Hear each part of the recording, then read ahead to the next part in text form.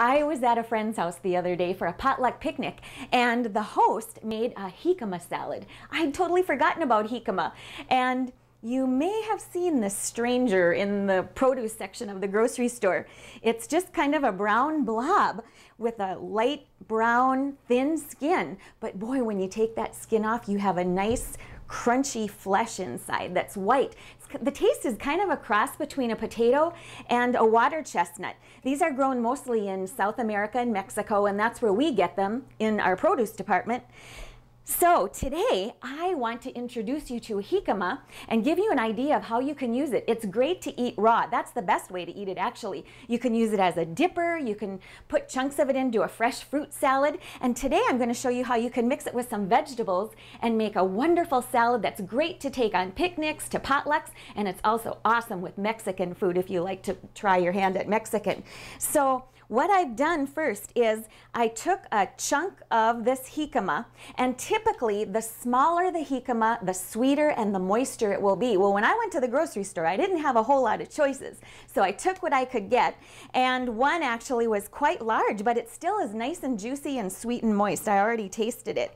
And what I've done is taken a couple of slices because I want to julienne the jicama, and julienne is kind of like matchsticks. They're usually about 2 inches long and about a 1/4 inch thick. So that's how I'm going to cut these, and in fact I'm cutting all my vegetables for the salad in little julienne or matchsticks. And so I've taken some 1/4 inch slices, and I just used a sharp paring knife to take the brown skin off of the jicama, which was very easy to do. And then I'm going to take just 1/4 inch slices. I think I'm going to cut these just a little bit shorter. Maybe I'll cut them in half before I add them to my salad.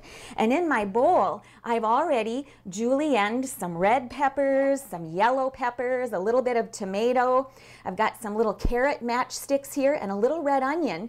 And for a nice dressing that'll give it a little tang and a little flavor, I've mixed lime juice. Now in Mexico, they actually sell slices of jicama, squeeze a little lime juice over it and sprinkle it with some nice spicy chili powder, and they just sell it on the streets like that as a little snack. So I've used some lime juice, some red wine vinegar, a little olive oil, little hot red pepper, and I'm going to just pour this over my julienne vegetables, give it a little toss.